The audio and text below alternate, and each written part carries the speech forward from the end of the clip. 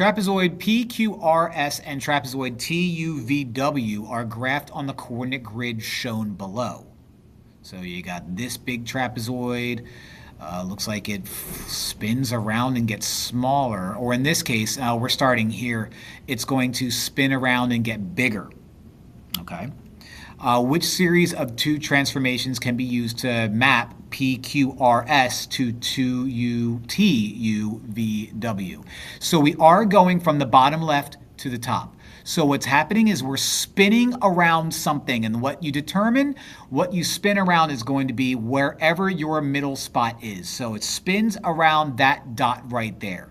Now when I say spins around, it spins upside down. So you are rotating. Upside down is 180 degrees clockwise at the point, what is that, 4, 4. That's thing number one. Now, let's pick a side. Okay, let's pick a side.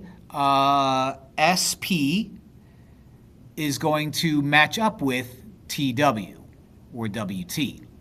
SP is 1, 2, 3 units long. WT is 1, 2, 3, 4, 5, 6 units long. Your 3, your 6, this shape got 2 times bigger. So step 2 is we dilate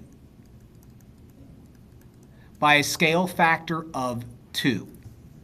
So I need to choose which one of these says that we rotate 180 degrees clockwise, or actually technically it could be counterclockwise, so this part doesn't matter because either way if we spin it 180, whether you go clockwise or counterclockwise, it's going to go upside down, so let's eliminate that. So rotate 180 degrees at 4, 4 and dilate 2. So a rotation of 180 degrees centered at 4, 4, a dilation with the scale factor of 2 centered at 5, 4. That's our guy. That was quick.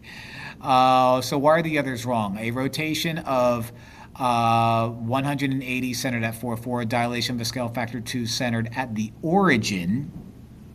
Now, that's not going to be right because what's going to happen is these guys are going to blow up, but they're going to, blow up in a different spot, so that's not going to be good.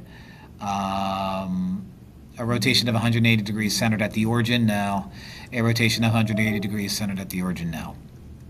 So B is close, and I can see a lot of people choosing B just because it's almost exactly the same, but A is the only one that's going to work.